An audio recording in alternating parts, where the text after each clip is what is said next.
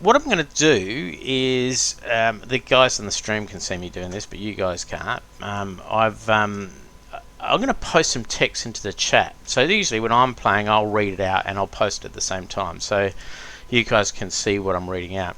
Many legends surround the fabled Isle of Dread, and what information is returned to civilizations is largely truth confounded with lies. The majority of those who have reached the island do so by no fault of their own. Ravaging storms and chaotic seas asunder any ship that nears a shifting ley line that bridges the natural world to the Feywild.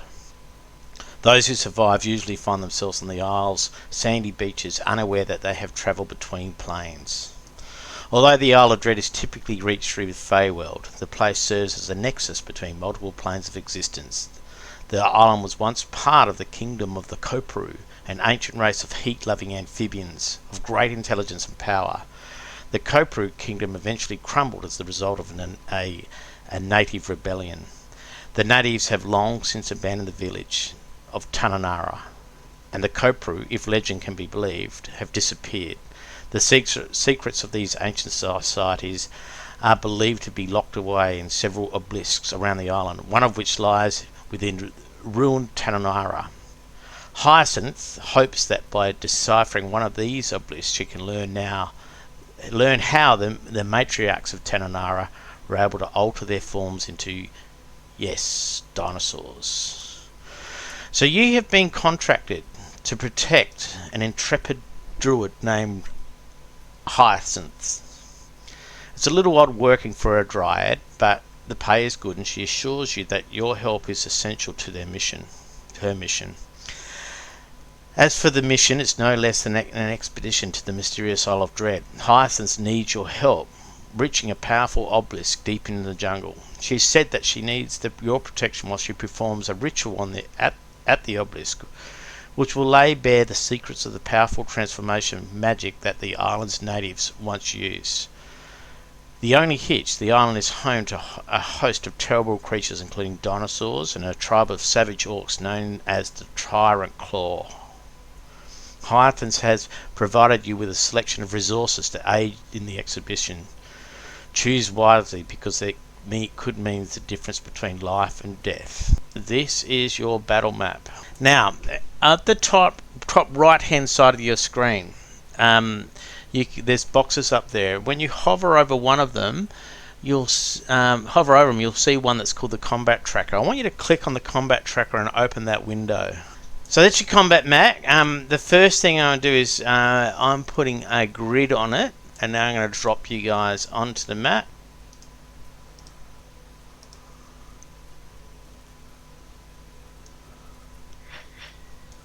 There you go. That should be better. It's still a little off. Ah, no, that's right. Yeah, that won't matter too much. What it is the map itself has a grid, and I put kind of a virtual grid over the top of the map, and so it overlays it. So now you can just click on your token now and move it around the map. Do you want to give that a go? Alright, but what I'm going to do is lock your tokens now. Now when you go to move them, okay, so it shows your intended movement, and then when it gets to your turn in the initiative, I can release that movement. You have to choose some resources to use. I'll share this sheet with you. So you've got between you 100 points to spend, and you can spend those points on a small crates, a large crate, a light ballista, or a magic crossbow turret. While you're doing that, I'm going to block out sections of the map.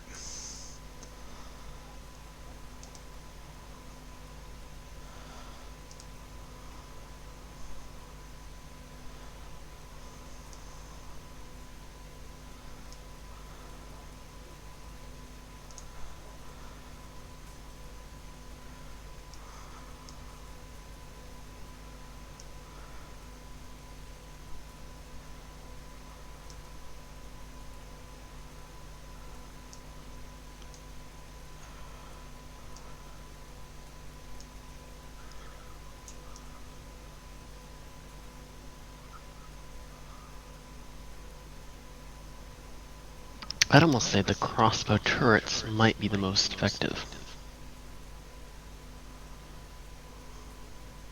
What do you think?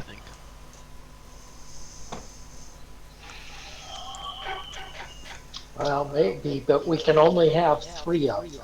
And Rusty, do those go once every round pretty much? Or do those, is it one use and then there's the downtime or anything? One use. So you buy.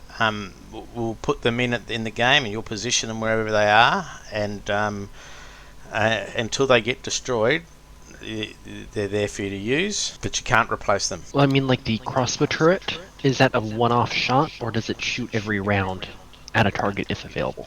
It shoots every round. And the crossbow turret fires on its own, but the ballista we have to fire.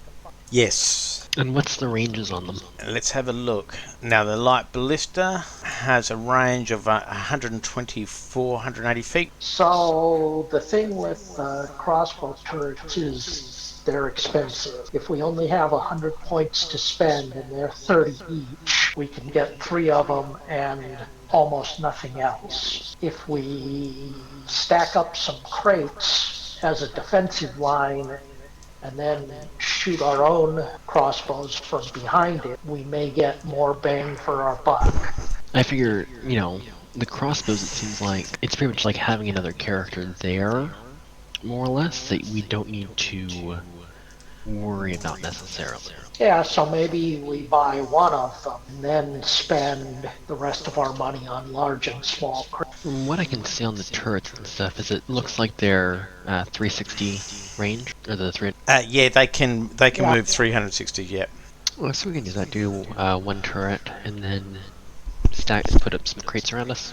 No, because if we get 2 turrets, that leaves us, we could only buy 2 large crates. We could buy 8 small crates. But if we do 1 turret, then we can buy 35 small crates, which we can build a pretty good barricade with. I'm just trying to think of what advantage we'd have using the crates, because that would give us cover advantage from any ranged attacks. That'd be something they'd have to climb over to get to us. Yeah, I don't know if it would give us cover from ranged attacks, but they would have to break their way through the crates to get at us for melee. Assuming, of course, we put the crates in the right locations for where they're coming from. Just to clarify our objective, we're defending the obelisk. Yeah, you've got to defend that. The creatures are going to come in waves, and you've got to survive for as long as you can. Are they coming from a singular direction, or are they kind of just swarming? Any direction. So you've got like a trail to the north and to the south that is open, and to the east and the west you've got trees, forests, thick, dense forest. You've got some buildings there. There'll be climb checks if you want to climb up those buildings. You've got tar pits there. I'll read some more text out to you to give a little bit more context. After an hour of carving a path through the dense jungle, you come to a clearing where the scattered ruins of Tananara lie. Nearby stands a 50-foot high wall built of stone blocks. The towers of the wall along the rest of the village are long abandoned. In the centre of the wall once stood a pair of massive wooden gates, long since destroyed. So that's the north of the map. After you haul your gear into the ruins of Tananara, Hyacinth is ready to begin the ritual. She explains that after she has begun to perform it, she will be entranced and totally vulnerable to attack. Around you there is thick with humidity and the smell of plant life. Aside from the vegetation, all you see are a few ruined huts and some pools of bubbling tar. As you place the rest of your resources, Hyacinth positions herself before the black obelisk, which has a golden glyph on the face of it. There she conjures vines to hold herself in place and then begins the ritual. Nothing happens for a few minutes. The jungle is silent. Then as she nears completion of the ritual, you see shadows moving in the jungle and you hear the crash of movement all around you. It's the orcs, the Tyrant Claw tribe. The ground beneath you begins to rumble and shake. I need only a few more seconds, Hyacinth whispers in her entranced state. Protect me! So the goal is to keep her alive. Letting her die or killing her causes you to lose the challenge. There's not going to be any short rests during the challenge, and you don't have time to perform rituals before the attack begins. Any of you an elf? I am. Shade backwards. Edis. Edith, yeah.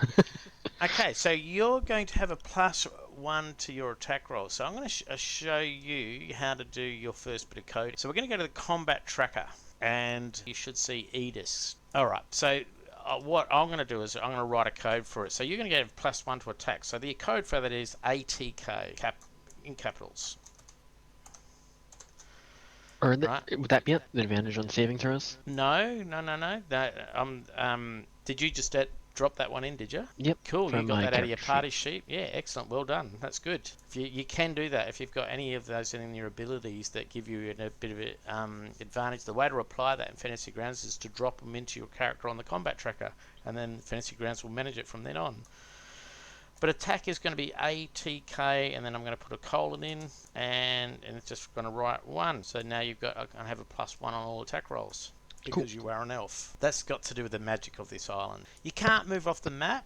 Each square of the jungle beyond the map is blocking all terrain. You can spend a whole term to try and clear through 1 square of foliage, and that's difficult terrain. So you can start your tokens anywhere you like on the map. Now, have you decided how many crates and crossbows you want yet? Have you just? Let's start with magic crossbow turrets. How many of them did you want? Let's probably go with one of those, and then use the crates to block to build a wall around. Right. So I'm unlocking your tokens, and you can now start placing these items on your map wherever you want them. How many? So 1 magic crossbow, 1. How many light ballistas? I'd almost say no ballistas. What would you say? No ballistas, no large crates, and a total of 14 small. I'd say probably go with 2 large crates, just to put them on either side of highlight count, just because that'll be instead of half coverage, that'd be full coverage, right? So you're going to put them on top of each other? Are the large crates full coverage or half coverage? Or are they easily shootable over, I guess I should say? Because if she's just standing there, we don't want her totally exposed to ranged weapons. So it's blocking terrain mainly. They can you could hide behind the large crate, yes, not the small crate. I'll put disadvantage if you were hiding behind a small crate, and you wouldn't be able to shoot someone hiding behind a large crate. But its main use is to block the terrain so that things can't pass through that area. They can climb over them, or they can try and smash them. Yeah, I think the small crates are better for us just because the large crates cost 4 times as much as the small crates. I think what we need more than total area is the width of coverage. So I think 14 small crates will do us more good than any combination of small and large crates. Yeah, my main thought for it was just protecting her from ranged weapons. Because if we have one right there and then one right here, that pretty much blocks, 2 sides, or, have it a little further down so it's right here. That pretty much blocks any attacks coming in this way to her. So how are you going to resolve this? The small crates, are they stackable to give the same cover pretty much as a large crate? Yeah, I can't see why not. We could almost just do a double stack of small crates, one like right here and one right here, just to block any attacks coming off this way. And then if we do a double stack right here, that way she's totally blocked off from any attacks from the north, and we'd be able to get in the way so that way she wouldn't be interrupted. I'll start dropping them on so you can place them. So just a little bit about how I DM. I don't know all the rules and intricacies of every spell and every ability that you have. I know a lot, but not everything. I will rely on you to know that information. So if you click on the information about that ability in your character sheet, you'll be able to read about that spell or the action you want to take and work it. And then you tell me how it's going to work. A lot of time I will know how it is, and I will sometimes go, well, how does that going to work? And then you'll explain that to me.